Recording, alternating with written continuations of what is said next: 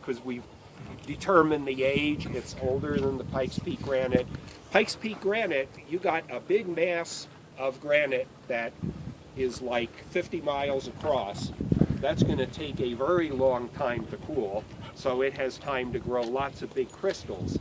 And then something like that one on Pilot, I'm sorry, there is a Pilot Peak down there. That's Pikes Peak granite. Sentinel Peak.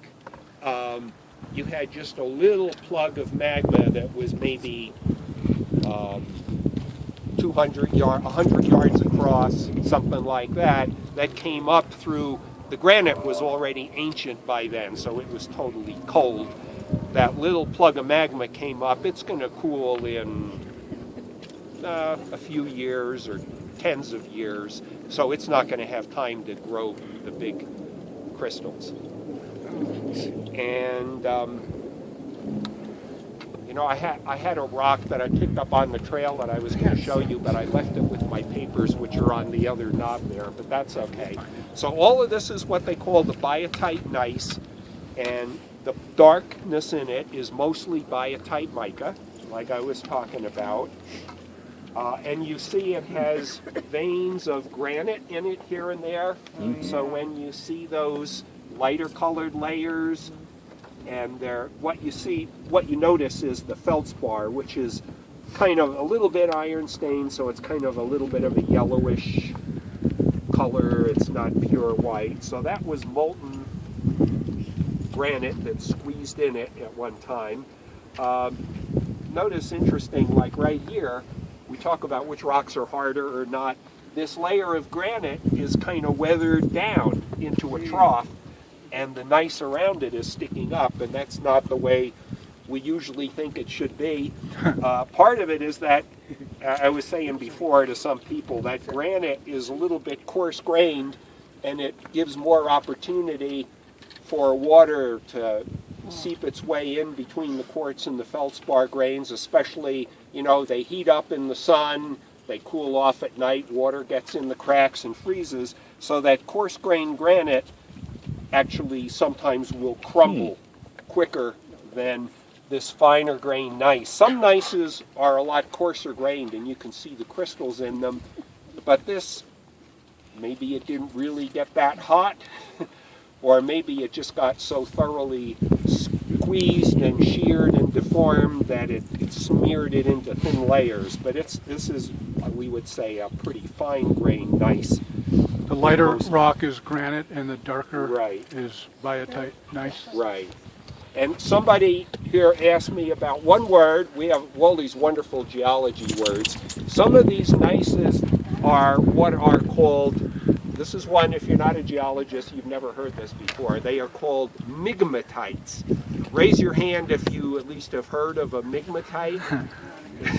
And a migmatite is, a migmatite is a gneiss, a metamorphic rock that got pushed down so deep, got so hot that it started to melt in a lot of places, and little pockets of granite started to form that didn't have to get squeezed in from somewhere else. They formed right there in the gneiss. And because it was actually getting hot enough that it starting to reach its melting point. And usually those pockets didn't just stay as nice brown blobs, because the whole thing was, you know, continents were colliding, there was fault movement, everything was squeezing and deforming, so those pockets of granite get squeezed into all different shapes.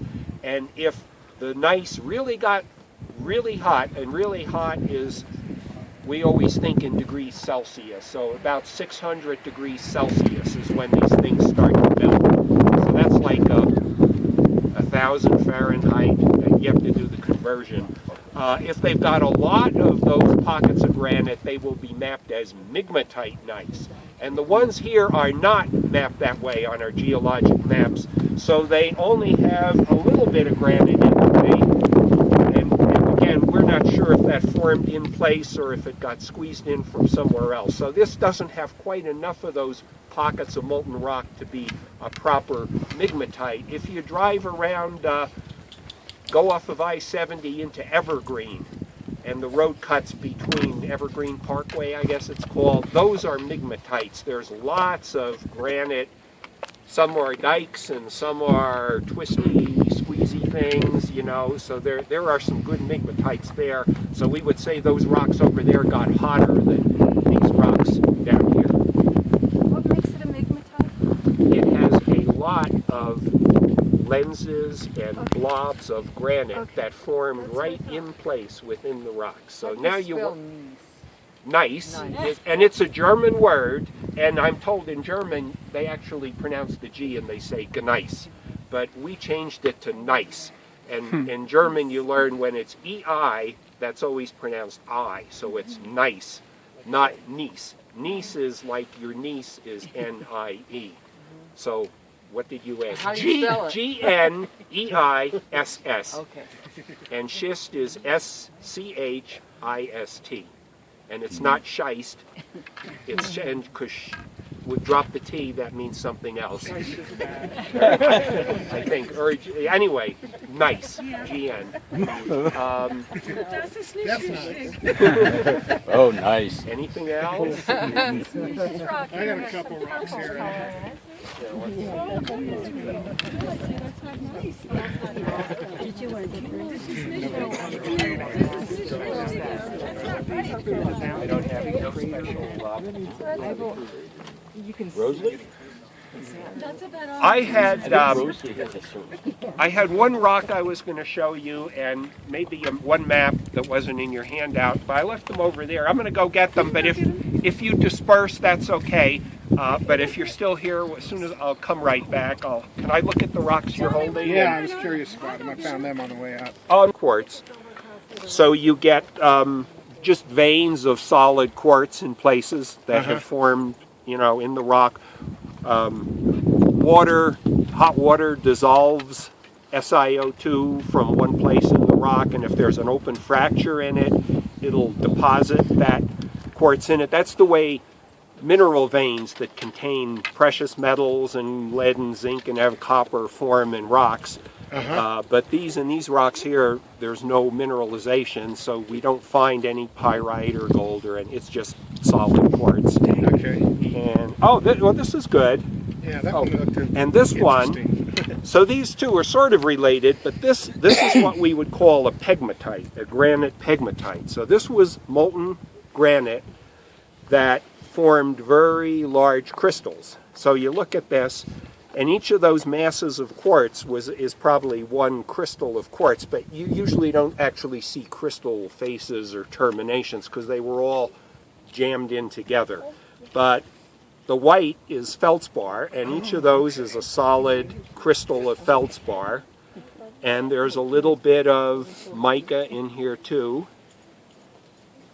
But when you see the shiny stuff, you have to look close to make sure it's just not the shiny broken surfaces of quartz or the cleavage flat surfaces of feldspar. So, yeah, here I'm seeing the nice mica there. So this formed just like these blobs of granite that I was talking about down there and what you get in the migmatites. And so the rock got hot enough to melt, and it formed a mass of molten rock of granite composition, and if it had a lot of water dissolved in it, because just like, I don't know what analogy I want to make, well, molten molasses can dissolve, molten sugar can dissolve water in it, I think. Molten granite under pressure, deep down, water will dissolve in the granite, and when that starts to cool, that water in it helps the crystals to grow better and quicker and more freely. And so if that particular blob of granite had a whole lot of water, it forms bigger crystals, and it forms a variety of granite that we call granite pegmatite, which has big crystals. And that's what a lot of gem minerals occur in, is these pegmatites. That's what we talked. There's the ridge called the pegmatite points over there toward Mount Rosalie. They have a lot of these. It's where I start seeing the snow, right? a couple of knobs. There's a lot of dikes of this pegmatite, and that's where you get smoky quartz crystals and topaz crystals and amazonite, which is the blue-green feldspar. So this is a granite pegmatite with a bug taking refuge on it too there. And the rock which she is very nicely bringing back was a particularly nice piece of pegmatite that I wanted to show you. Thank you so much. So how about a field trip up there around Harris Park? That could be done. And I had also mentioned to Jim that something I would like to, thank you so much, something I would like to arrange for some time is, when I gave my talk, I talked about how over west of Wellington Lake there is one of these pegmatites that was mined for feldspar and other things. It's called, it has two names. It's called the McGuire pegmatite, and it's also called the Lone Lode pegmatite, and it was quarried for feldspar. But there are some other minerals there too, including some rare earth minerals and other things. It's a big, not a real big quarry, a big little quarry, got water standing in it. There's a nice trail that goes to it from a trailhead there whose location I can't quite describe, but I've been there several times. Some of you knew where it was. Anyway, I know the fellow who has a mining claim on it now, and he actually filed that claim for the topaz that he has found there. And when I gave my talk, I showed a picture of one faceted topaz that he had gotten from there. And I'd like to get his permission and set up a day when we can invite everyone and go for a hike in there and show you that old pegmatite quarry and see some neat minerals there. And I'm sure he won't mind. I just need to talk to him about that. Do you know where Top of the World Campground used to be? Oh, yes. That's not where the McGuire? No, Okay, the other, I think it'd be over yeah. there, right? Yeah, because did they Quartz. mine quartz up there? Feldspar. and they, Feldspar. some of the nice solid white quartz they saved and they crushed up and sold it as decorative rock for landscaping too, but mostly for feldspar, which is used for making ceramics and glass. And yeah, that whole group of pegmatites is near Raleigh Peak, which we were thinking, let's see, what I think is Raleigh Peak is, I'm pointing exactly to it. On the skyline, there's like a little group of hills